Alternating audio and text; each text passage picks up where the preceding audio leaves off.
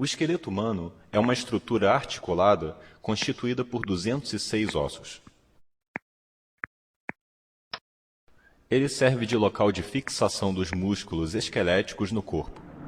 No total, existem 3 tipos de músculos: o esquelético, o cardíaco e o liso. Vamos ver agora um desses músculos, o esquelético. Os seres humanos possuem mais de 600 músculos esqueléticos, responsáveis por praticamente todos os movimentos voluntários do corpo. Eles nos permitem realizar atividades que vão desde andar até expressar sentimentos. Sentimentos que muitas vezes podem ser violentos e outras vezes sublimes.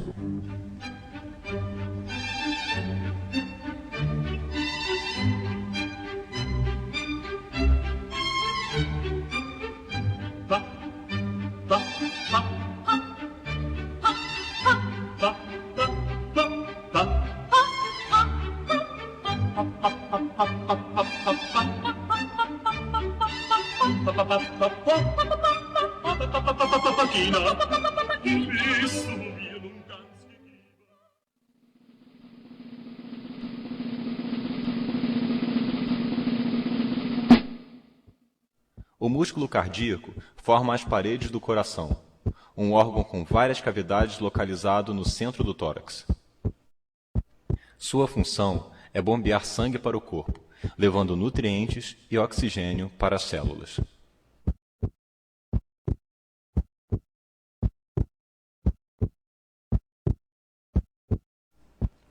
Uma parede muscular, chamada septo, divide o coração no sentido de seu comprimento em 2 lados, direito e esquerdo. Válvulas dividem cada lado em 2 câmaras,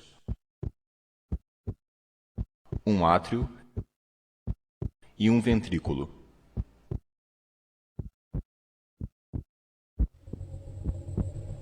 Agora faremos um passeio e entraremos na veia cava superior. Estamos no interior do átrio direito. Adiante, vamos passar pela válvula tricúspide. Chegamos ao ventrículo direito. Vamos subir, passar pela válvula pulmonar e adentrar a artéria pulmonar.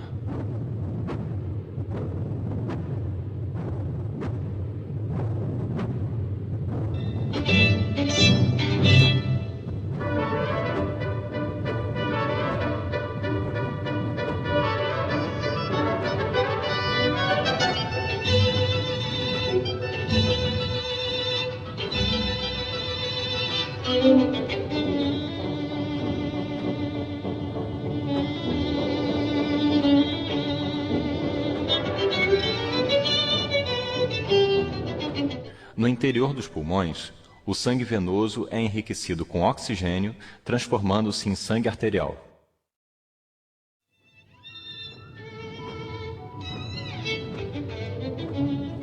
Inicia-se o caminho de volta para o coração através das veias pulmonares. Entramos no átrio esquerdo, atravessamos a válvula mitral, chegamos ao ventrículo esquerdo. Passamos pela válvula aórtica e seguimos pelas diversas artérias e arteríolas até os capilares que irrigam os vários tecidos do corpo. O músculo liso, que compõe a parede das arteríolas, pode contrair ou relaxar, permitindo a diminuição ou o aumento do diâmetro desses vasos. Isso permite controlar a distribuição do fluxo sanguíneo pelos diversos tecidos do corpo em situações fisiológicas distintas, tais como o repouso ou o exercício intenso.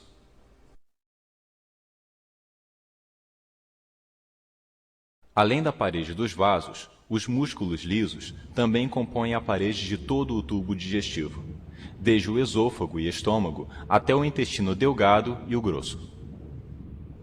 As contrações em ondas ou peristálticas da musculatura lisa permitem deslocar o alimento digerido desde o estômago até o intestino grosso.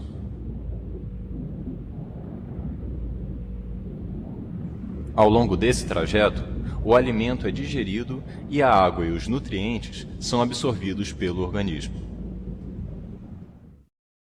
Vamos estudar, neste momento, a estrutura e funcionamento da máquina contrátil dos diversos músculos, iniciando com o músculo esquelético. As células musculares esqueléticas prendem-se a tendões e, através destes, fixam-se aos diversos ossos do esqueleto. Cada músculo é formado por um conjunto de fibras circundadas por tecido conjuntivo e adiposo. Devido às suas dimensões, as células dos músculos esqueléticos são também chamadas de fibras musculares. Medem cerca de 100 micrômetros de largura e podem ser muito longas. Em adultos, podem alcançar até 4 centímetros de comprimento.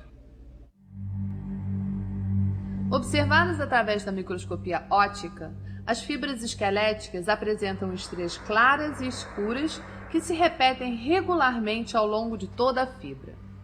Durante a contração, as estrias da fibra se aproximam e no relaxamento se afastam. Ao observar em microscopia eletrônica o corte longitudinal de uma fibra, verifica-se que no interior de cada célula muscular existem muitas fibrilas com bandas claras, escuras e linhas Z. A análise de uma miofibrila isolada permite uma melhor visualização dos sarcômeros em repouso e durante a contração. A miosina é a principal proteína dos filamentos grossos da banda A. Ao longo de cada filamento grosso, há pequenas projeções laterais que conectam os filamentos grossos aos finos.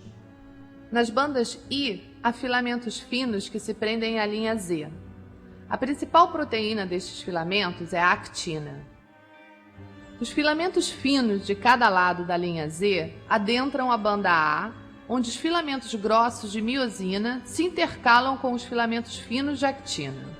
Durante a contração, os filamentos finos deslizam sobre os grossos, o que provoca a aproximação das linhas Z e a diminuição simultânea das bandas I e zona H.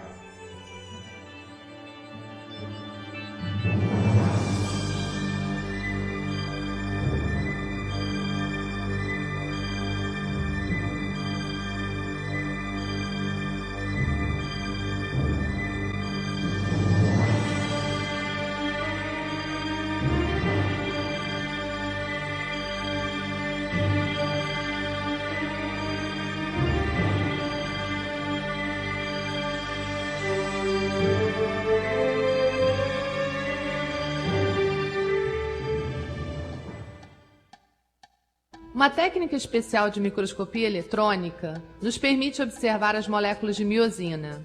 São moléculas grandes e têm forma de bastão. Numa de suas extremidades, a miosina apresenta uma saliência globular. É nesta região da molécula que se liga a actina e onde ocorre a hidrólise do ATP. O resto da molécula tem a forma de um filamento.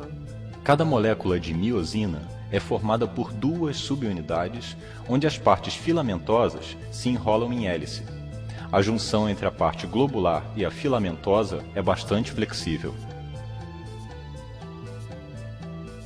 O filamento grosso é formado por muitas moléculas de miosina, que se agregam pela parte filamentosa com a parte globular projetada para fora do filamento. O filamento se divide em duas partes iguais, e em cada metade as moléculas de miosina se dispõem em direções ou polaridades opostas. Isto gera uma zona lisa no centro do filamento. Nesta região se encontra uma outra proteína, denominada proteína M, que se liga às partes filamentosas da miosina.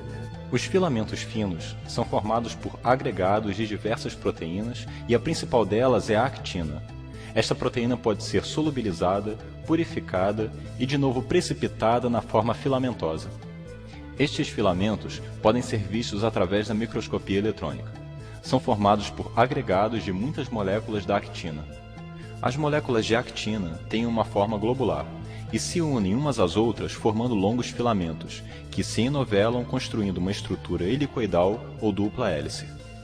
Um outro conjunto de proteínas encontrado no filamento fino do sarcômero é o complexo troponina-tropomiosina. Este complexo regula a interação entre os filamentos finos e grossos do sarcômero. No sarcômero, Os filamentos finos de actina distribuem-se de forma hexagonal em volta dos filamentos grossos de miosina. Este arranjo hexagonal pode ser visto na maioria dos músculos esqueléticos através de corte transverso em microscopia eletrônica.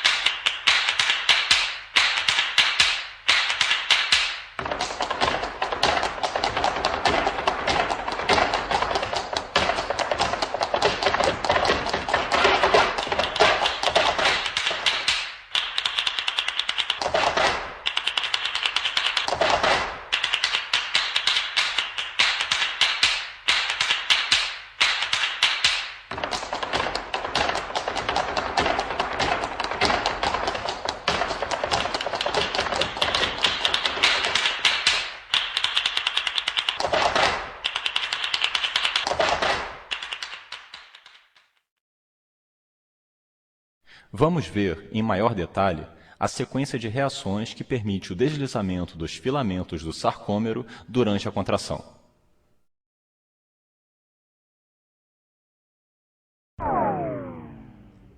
No músculo relaxado, o ATP liga-se à parte globular ou cabeça da miosina. E mesmo antes de interagir com a actina, o ATP se hidrolisa, gerando ADP e fosfato inorgânico. No músculo relaxado, o complexo troponina-tropomiosina interpõe-se entre as duas moléculas, impedindo a interação entre a miosina e a actina.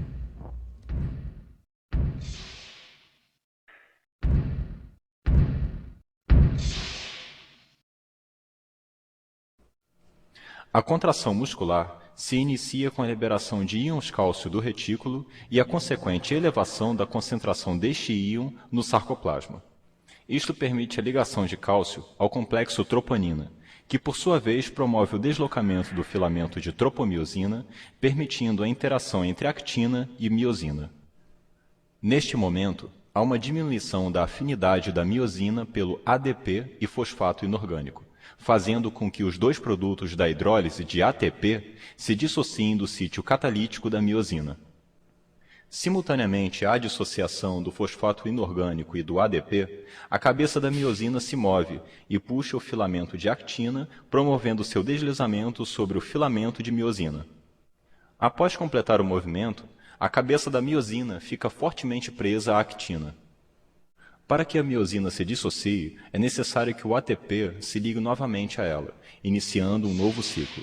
Se não houver ATP, a miosina permanece fortemente ligada à actina, uma situação chamada de rigor.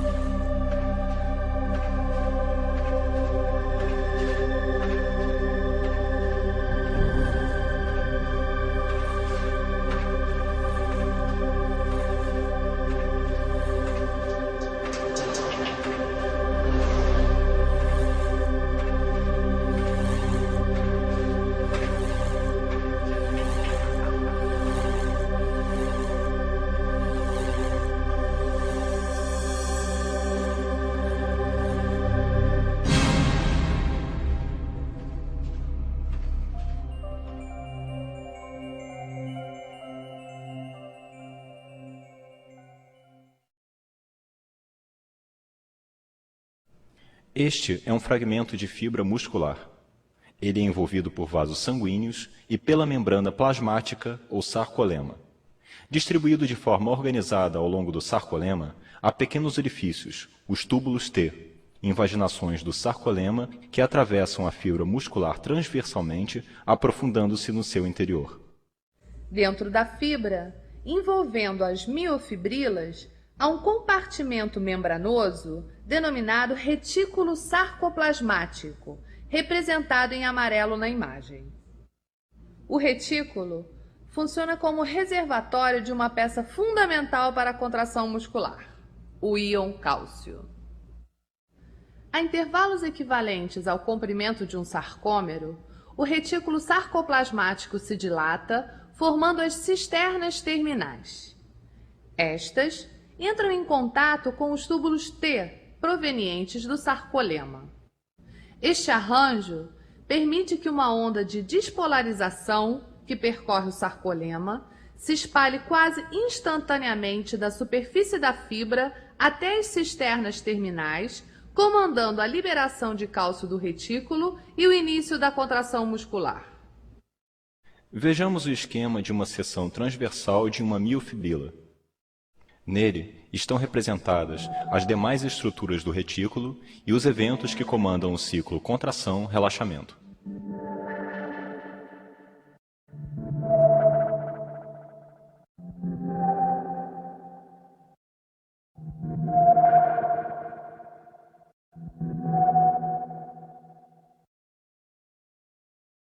Entre as membranas do retículo e do túbulo T, há um pequeno espaço e duas proteínas, o receptor de hidropiridina e o canal de rianodina, formando unidades que conectam as duas membranas e funcionam como canais de cálcio.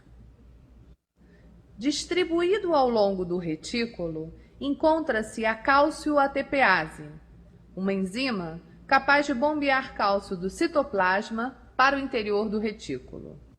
A despolarização do sarcolema, representada em vermelho no esquema, propaga-se do sarcolema para o interior da célula através do túbulo T, alcançando a junção entre túbulos T e cisternas terminais. Isso provoca a abertura dos canais de rianodina, permitindo assim a saída do cálcio do retículo para a junção entre o retículo e o túbulo T, e daí para o citoplasma, onde ativa as proteínas contráteis, dando início à contração muscular. Se a membrana não for mais despolarizada, o músculo relaxa e, para isto, o cálcio, que se acumulou no citoplasma, é drenado de volta para o interior do retículo.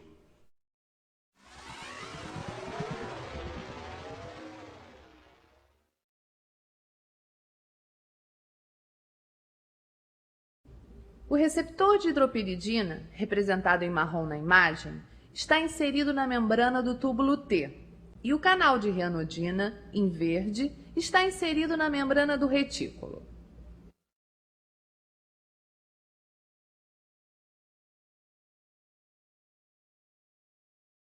A cálcio-ATPase é uma enzima que usa energia derivada da hidrólise do ATP para bombear cálcio do citoplasma para o interior do retículo.